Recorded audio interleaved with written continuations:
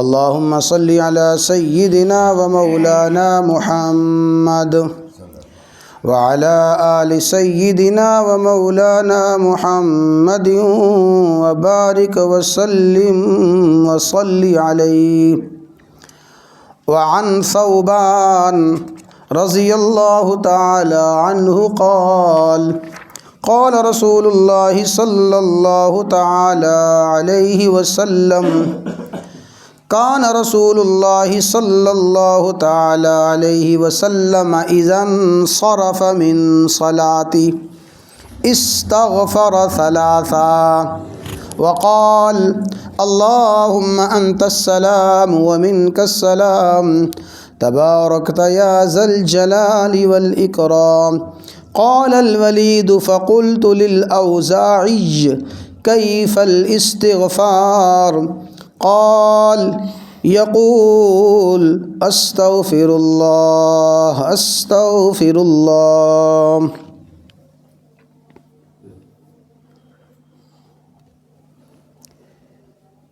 امام الانبیاء سید الانبیاء سید کائنات فخر موجودات اور رحمت للعالمین شفیع المذنبین سید الاولین والآخرین سیدنا و مولانا محمد الرسول اللہ صلی اللہ تعالی علیہ وسلم کی ایک حدیث مبارکہ پڑھی گئی ہے. اس حدیث کو حضرت امام مسلم رحمہ اللہ تعالی نے اپنی صحیح مسلم شریف میں اور دیگر بڑے بڑے محدثین نے اپنی بڑی احادیث کی کتابوں میں نقل فرمایا ہے. اس حدیث کو نقل فرمانے سے قبل جو عنوان قائم کیا گیا ہے اور جس عنوان کے تحت یہ حدیث ہے اور پورا باب ہے، متعدد احادیث اس عنوان کے ذیل میں ذکر کی گئی ہیں. وہ عنوان ہے استحباب الذکر بعد الصلوات، نمازوں کے بعد اللہ تبارک و تعالیٰ کا ذکر کرنا. فرض نماز کے بعد اور دیگر نمازوں کے بعد اللہ تبارک و تعالیٰ کا ذکر کرنا، اور ذکر کی ایک عظیم صورت ہے دعا کرنا. فرض نمازوں کے بعد ذکر اور فرض نماز کے بعد دعا. رسول اللہ صلی اللہ علیہ وسلم کے عظیم صحابی حضرت ابو امامہ رضی اللہ تعالیٰ عنہ کی حدیث ترمذی شریف میں ہے. حضرت ابو امامہ رضی اللہ تعالیٰ عنہ نے سوال کیا،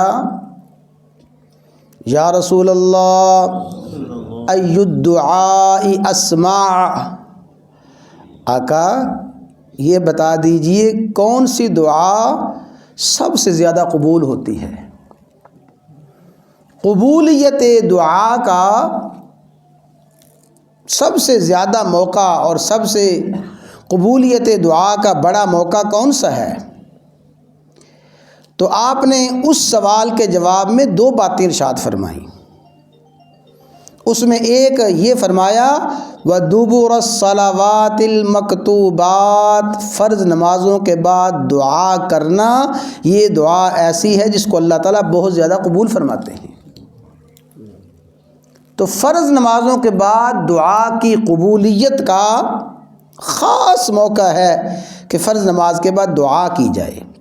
اور بھئی دعا کے ساتھ ساتھ وہ ذکر، وہ اذکار جو رسول اللہ صلی اللہ علیہ وسلم سے ثابت ہیں.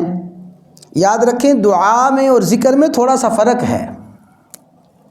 دعا میں اور ذکر میں، اذکار میں تھوڑا سا فرق ہے. اذکار کہتے ہیں وہ کلمات جن کلمات کے ذریعے محض اللہ کو یاد کیا جائے، اللہ تبارک و تعالیٰ کا اللہ تعالیٰ کی یاد، اللہ تبارک و تعالیٰ کا دھیان جن اذکار کے ذریعے ہو وہ ہیں اذکار. اور ذکر کا معنی یہ دعا کرنا، ذکر کا معنی ہے یاد کرنا۔ اور دوسرا حدیث میں لفظ آتا ہے دعا، اور دعا کا معنی ہوتا ہے مانگنا، وہ کلمات جن کلمات میں بندہ اپنے رب سے مانگتا ہے۔ تو دعا بھی فرض نمازوں کے بعد، اور فرض نمازوں کے بعد ذکر اذکار بھی صحیح احادیث سے ثابت ہے۔ رسول اللہ صلی اللہ علیہ وسلم نے دعا بھی فرمائی اور نمازوں کے بعد اذکار بھی فرمائے، اس لیے اس کو عادت بنا لینا، میرے الفاظ پہ غور رہے، اس کو عادت بنا لینا کہ جو ہی سلام پھیرا، سلام پھیرتے ہی فوراً اٹھ کے بھاگ گئے، یہ بات ہرگز درست نہیں ہے۔ بلکہ اصل کیا ہے کہ سلام پھیرو، اس کے بعد جو مسنون اذکار ہیں، مسنون دعائیں ہیں، وہ مانگی جائیں، اس لیے کہ فرمایا لیسا شیء اکرم علی اللہ من الدعاء، اللہ تعالیٰ کو اپنے بندے کا مانگنا اور دعا کرنا اللہ کو بڑا پسند ہے۔ تو اس کی بھئی عادت نہیں بنانی چاہیے۔ ہاں کوئی مجبوری ہے، کوئی عذر ہے، کوئی بڑی جلدی ہے تو آدمی چلا جائے۔ اور دوسری بات ہی یاد رکھ لیں کہ بھئی اس کی بھی عادت نہیں بنانی چاہیے کہ فرض نماز کے بعد جب تک دعا نہ کر لی جائے سمجھا جائے کہ نماز مکمل نہیں ہوئی۔ سلام پھیرا، سلام پھیرتے ہی نماز مکمل ہو گئی، نماز مکمل ہو گئی۔ نماز مکمل ہوتے ہی آدمی اپنی دعا میں، اپنے ذکر اذکار میں لگ جائے، لیکن وہ نماز مکمل ہو گئی ہے، اگر اس نے کسی نے کوئی ذکر اذکار نہیں کیا، کوئی تسبیح نہیں کی، دعا نہیں کی، اس کے اپنے اجر اور ثواب میں تو کہا جا سکتا ہے کہ دعا سے محروم ہو گیا ہے، لیکن اس کی نماز میں کوئی خلل اور نماز میں کوئی نقص نہیں ہے، نماز مکمل ہو گئی ہے۔ یہ دونوں باتیں اچھی طرح یاد رکھنی چاہیے۔ ہمارے ہاں دونوں باتوں میں بڑا بڑا افراط اور تفریط پایا جاتا ہے۔ ہمارے سامنے دکان میں بڑے سال تک رہے ہیں، آپ سبھی جانتے ہیں، آپ صاحب کے ہمسائے تھے بھائی حفیظ سنڈل صاحب، حفیظ سنڈل صاحب، وہ بتاتے تھے، کہتے جی میں کئی سال تک گجرانوالہ میں بینک میں جاتا رہا، اور میں نے سال ہا سال تک جمعہ کی نماز پڑھی ہے۔ اس وقت کے جو سب سے بڑے عالم تھے مولانا محمد اسماعیل سلفی رحمہ اللہ تعالی، تو میں نے کئی سال تک ان کی ابتدا میں جمعہ پڑھا ہے۔ یہ جو اسد محمود سلفی صاحب ہیں، ان کے دادا تھے مولانا اسماعیل سلفی رحمہ اللہ تعالی، اور یہ آپ کے حکیم عتیق صاحب کے غالباً پھپھا لگتے تھے۔ تو فرماتے ہیں وہ بھائی فیصہ بتاتے ہیں کہ مولانا کا معمول تھا کہ فرض نماز جب جمعہ کی نماز ہو جاتی، جمعہ کی نماز کے بعد لوگوں کی طرف منہ کر کے تسبیحات پڑھتے اور اس کے بعد دعا منگا کرتے تھے۔ یہ تو انہوں نے واقعہ سنایا، اور ایک اور عالم نے یہ بات سنائی کہ کسی نے کہا حضرت آپ دعا مانگتے ہیں، فلاں عالم تو فرضوں کے بعد دعا نہیں مانگتا، آپ دعا مانگتے ہیں۔ تو کتنی خوب بات فرمائی، فرمایا بھئی ان کو اللہ تبارک و تعالیٰ سے جو کچھ مانگنا ہے ان کو مل گیا ہوگا، اور اللہ سے انہوں نے سب کچھ مانگ لیا ہوگا، میں تو بھی اللہ کا بڑا محتاج ہوں، بڑا نیاز مند ہوں، مجھے تو اللہ سے بہت کچھ مانگنا ہوتا ہے، میں تو اللہ تعالیٰ سے بہت کچھ مانگنا ہے، اور میں تو اللہ کا بڑا نیاز مند ہوں، محتاج ہوں، میں جنہوں نے اللہ سے جو کچھ مانگنا تھا سب کچھ مانگ لیا ہے، اور جو کچھ وہ چاہتے تھے اگر سب کچھ مل گیا ہے نہ دعا کریں وہ، مجھے تو اللہ تعالیٰ سے ہر حال میں مانگنا ہے، اور مجھے اللہ تعالیٰ سے سب کچھ چاہیے۔ تو امام مسلم رحمہ اللہ تعالیٰ نے یہ بات تو میں نے بطور تمہید کے عرض کر دی ہے، اگلی بات جو عرض کرنی ہے اس کو اچھی طرح سمجھ لیں۔ اچھا، اس میں ایک اور حدیث ہے کہ رسول اللہ صلی اللہ علیہ وسلم نے حضرت معاذ بن جبل کا ہاتھ پکڑا، اور ہاتھ پکڑ کے فرمایا اے معاذ اللہ کی قسم مجھے تیرے ساتھ بڑی محبت ہے۔ اللہ، کیا شان ہے صحابہ کی۔ اے معاذ، ہاتھ پکڑا، اور ہاتھ پکڑے فرمایا اللہ کی قسم مجھے تیرے ساتھ بڑی محبت ہے۔ گویا یہ انتہائی محبت کا اظہار، انتہائی شفقت کا اظہار ہے چھوٹے کا ہاتھ، کسی اپنے ساتھی کا ہاتھ پکڑے محبت سے، شفقت سے، اور کہا جائے مجھے تیرے ساتھ بڑی محبت ہے، تو معاذ مجھے تیرے ساتھ بڑی محبت ہے، میں تجھے ایسی وصیت نہ کروں کہ تو اس وصیت کو ہمیشہ اس وصیت پہ عمل کرتا رہے، جب بھی فرض نماز سے فارغ ہو، فرض نماز سے فارغ ہونے کے بعد یہ دعا ضرور کرنا، اللہم اعنی علی ذکرک و شکرک و حسن عبادتک۔ اللہ تعالی ہمیں اس حدیث پہ عمل کرنے کی توفیق عطا فرمائے۔ حضرت ثوبان رضی اللہ تعالیٰ عنہ فرماتے ہیں کان رسول اللہ صلی اللہ علیہ وسلم اذا انصرف من صلاتہ، کہ رسول اللہ صلی اللہ علیہ وسلم جب نماز سے فارغ ہو جاتے، نماز سے فارغ ہونے کے بعد استغفر ثلاثا، 3 مرتبہ استغفار کرتے، وقال، اور فرماتے اللہم انت السلام، یہ دعا، اللہم انت السلام ومنک السلام تبارکت یا ذا الجلال والاکرام۔ ایک راوی پوچھتے ہیں کہ میں نے اپنے استاد سے پوچھا، اس حدیث میں راوی ہیں ایک ولید فرماتے ہیں کہ میں نے اپنے استاد اوزاعی سے پوچھا کیف الاستغفار، یہ جو فرمایا کہ 3 مرتبہ استغفار فرماتے تو استغفار کیا تھا؟ مجھے میرے استاد محترم نے فرمایا فرمایا کہ حضور نبی کریم علیہ السلام یہ فرمایا کرتے تھے استغفر اللہ استغفر اللہ استغفر اللہ، 3 مرتبہ رسول اللہ صلی اللہ علیہ وسلم یہ دعا اور یہ استغفار فرمایا کرتے تھے۔ ایک مرتبہ ہمارے ایک بڑے مخلص ساتھی ہیں، بڑے ہی ماشاءاللہ ہمارے بچپن کے دوست ہیں، کنن سیان ان کے ہاں میں بیٹھا ہوا تھا، تو کہنے لگے کہ حضرت قاری صاحب بتائیں کہ مردے سنتے ہیں؟ مردے سنتے ہیں کہ نہیں سنتے؟ میں نے کہا قاضی صاحب حدیث ہے بخاری شریف کی، اور امام بخاری نے باب قائم کیا ہے المیت یسمع خفق النعال، المیت یسمع خفق النعال، کہ مردہ جوتوں کی کھڑکھڑاہٹ سنتا ہے، کھڑکھڑاہٹ، جوتوں کی کھڑکھڑاہٹ مردہ سنتا ہے۔ تو کہتے ہیں جی حدیث کس کتاب میں ہے؟ میں نے کہا بخاری شریف میں ہے۔ کہتے اچھا، وہ بخاری ان کے اوپر پڑی ہوئی تھی، میرے سامنے لے آئے، تو میں نے بخاری شریف کو کھولا، الحمدللہ ثم الحمدللہ اساتذہ کے خدمت میں اللہ نے بیٹھنے کا جو موقع دیا، ہم نے اساتذہ سے بخاری شریف پڑھی، تو میں نے وہ کتاب الجنائز جو جنازے کی متعلقہ احادیث ہیں وہ نکال لی، تو میں حیران رہ گیا کہ میں نے سارے وہ صفحات کھنگال لیے، اس میں وہ باب ہی نہیں ہے، باب المیت یسمع خفق النعال، وہ نہ باب ہے نہ وہ حدیث ہے۔ مجھے یہ تو پتہ تھا کہ باب الجنائز میں ہے، اور یہ پتہ تھا کہ یہ حدیث بخاری شریف میں ہے۔ میں نے 1 دفعہ دیکھا، 2 دفعہ دیکھا، 3، سارا باب اور کتاب الجنائز ساری کی ساری دیکھ لی، تو مجھے وہ حدیث نہ ملی۔ جب میں نے اس کا پہلا صفحہ پڑھا، ٹائٹل اوپر لکھا تھا منتخب بخاری شریف، کیا تھا؟ منتخب بخاری شریف، کہ بخاری شریف کی احادیث میں سے انتخاب کیا گیا ہے۔ انتخاب کا کیا معنی ہے؟ کہ جو احادیث میرے نظریے سے ٹکراتی ہیں، میں نے ان احادیث کو بخاری سے اڑا دیا ہے، بالکل۔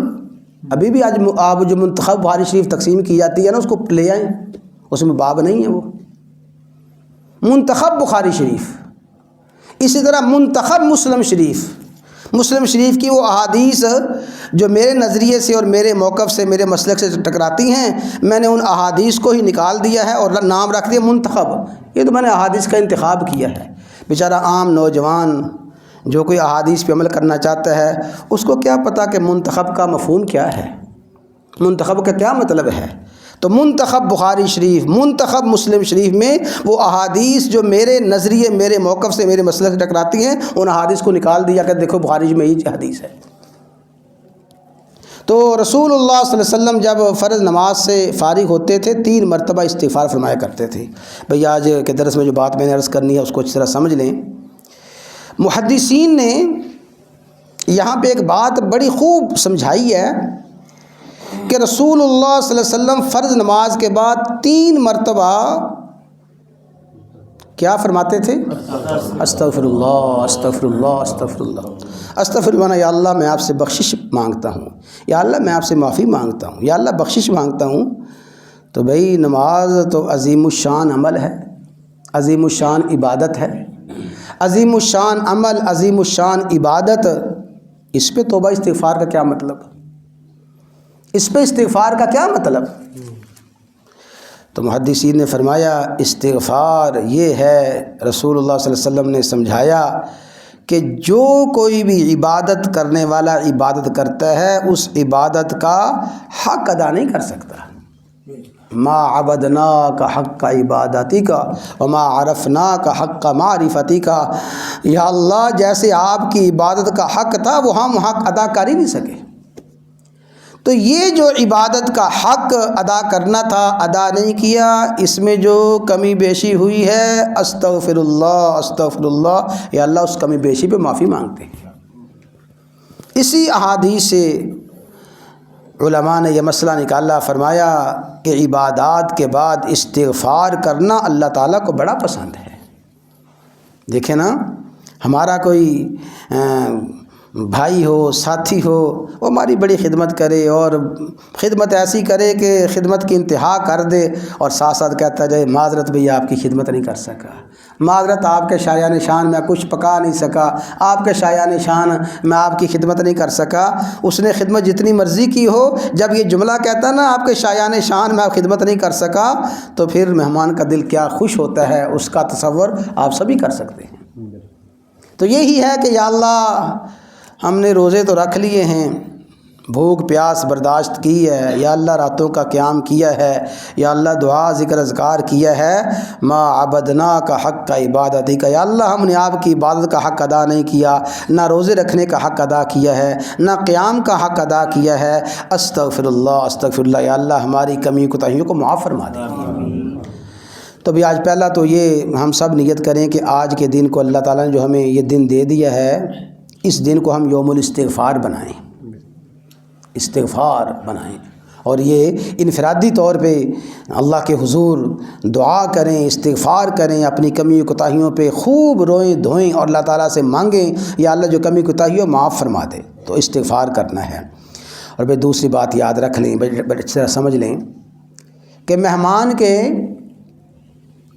3 حق ہیں۔ جو کہتا ہے نا میں اپنے مہمان کی عظیم الشان مہمان نوازی کرنا چاہتا ہوں، وہ 3 بنیادی حق ہیں۔ سب سے پہلا حق ہے مہمان کا استقبال کرنا، اس کا شایع نشان طریقے سے اس کو ویلکم کہنا، اس کو خوش آمدید کہنا، اس کے لیے تیاری کرنا۔ جتنا عظیم مہمان ہوتا ہے اس کا استقبال اتنا ہی عظیم الشان کیا جاتا ہے کہ عظیم الشان استقبال کرنا۔ اور بھائی استقبال کے بعد دوسرا حق ہے مہمان کا اس کی بہترین مہمان نوازی کرنا، عظیم الشان مہمان نوازی کرنا۔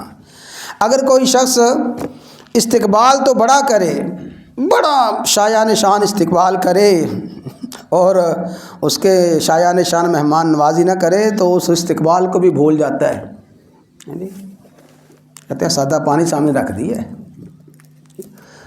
تو عظیم الشان استقبال کرنا، عظیم الشان استقبال کے بعد اس کی عظیم الشان مہمان نوازی کرنا، اور پھر مہمان نوازی کے بعد آخری حق ہے کہ اس کو اچھے طریقے سے رخصت کر دینا۔ ہاں، اچھے طریقے سے رخصت کرنا۔ اگر کسی شخص نے بڑی عظیم الشان مہمان نوازی کی، اس سے پہلے بڑا استقبال کیا، آخر میں کوئی ایسا رویہ، کوئی جملے، کوئی ایسا طرز اپنایا، وہ ساری کی ساری مہمان نوازی بھی گئی، سارے کا سارا استقبال بھی گیا۔ وہ کوئی بھی مہمان نہ اس کے استقبال کو یاد رکھے گا، نہ اس کے اکرام کو یاد رکھے گا۔ کہتا ہے جو اس نے آخر میں جو میرے ساتھ رویہ کیا ہے نا، جو اس نے آخر میں میری بےزتی کر دی ہے، اپنی ساری مہمان نوازی پانی پھیر دی ہے۔ تو بھئی یہی ہے رسول اللہ صلی اللہ علیہ وسلم کی حدیث مبارکہ، انما الاعمال بالخواتیم، مشہور حدیث تو ہے انما الاعمال بالنیات، یہ بھی حدیث ہے انما الاعمال بالخواتیم، اعمال کی قبولیت کا دار و مدار خاتمے پر ہے۔ آخری وقت میں کوئی ایسا جملہ، کوئی ایسا طرز عمل، کوئی ایسی بات کرنا کہ سارے کی ساری محنت پہ پانی پھیر دینا انتہائی شقاوت، انتہائی بدقسمتی، بد نصیبی ہے۔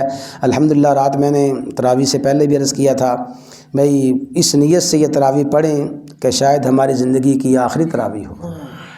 رسول اللہ صلی اللہ علیہ وسلم نے ہر نماز کے بارے میں فرمایا کہ ہر نماز پڑھو اس نیت سے پڑھو اور اس ارادے سے پڑھو کہ میری زندگی کی آخری نماز ہے۔ لیکن بھئی جو عام نماز تو ہوتا ہے کہ چلو فرض پڑھا، ظہر کی پڑھی، ابھی 2 گھنٹے بعد عصر پڑھ لیں گے، عصر پڑھی تو امید ہوتی ہے کہ مغرب پڑھ لیں گے، تو یہ تو تراویح قیام اللیل تو سال کے بعد آنا ہے۔ رات آخری 30ویں تراویح پڑھ لی، جنہوں نے پڑھ لی الحمدللہ پڑھ لی، ان کی زندگی کی ہو سکتا ہے آخری تراویح ہو، جنہوں نے نہیں پڑھی ان کی زندگی کی ہو سکتا ہے آخری تراویح رہ گئی ہو۔ ابھی رات بھی سن لیا تھا مرزا فریاد صاحب اللہ تعالیٰ کے حضور پہنچ گئے ہیں جی، کتنے اب ساتھی بیٹھے ہیں، ساری زندگی ان کے ساتھ ہی گزری ہے جی، ہمارے آپ کے ساتھی یا آپ کے ساتھ رہنے والے یا آپ کے ساتھ کام کاج کیا، ساری زندگی یہاں پہ گزری، اللہ کے حضور پہنچ گئے ہیں۔ یقیناً ہم اللہ تعالیٰ سے یہ یقین رکھتے ہیں کہ یہ جو آخری لمحات اللہ ان کو نصیب فرما دیے ہیں، اللہ تعالیٰ جیسے ان کا خاتمہ الحمدللہ مبارک ایام میں اور ان کی موت مبارک اوقات میں اور بالکل آخری لمحات میں ہوئی ہے، اور یقیناً افطاری سے پہلے وہ اپنی قبر میں بھی جا پہنچیں گے انشاءاللہ۔ اللہ کی رحمت سے یقین ہے کہ اللہ تعالیٰ ان کے ساتھ آخرت میں معاملہ بہتر فرمائیں گے، اللہ ان کی بخشی فرمائیں گے، اللہ ان کے درجات بلند فرمائیں گے انشاءاللہ ثم انشاءاللہ۔ اللہ تعالیٰ بھائی ہمیں توبہ استغفار کرنے کی اور خاص کر یہ جو آج کا دن ہے، آج کے دن میں ہر ایسے عمل کرنے سے محفوظ فرمائے کہ جو عمل ساری کی ساری عبادات کو ضائع کرنے والا، پانی پھیرنے والا ہو۔ اللہ تعالیٰ ہمیں حسن خاتمہ نصیب فرمائے۔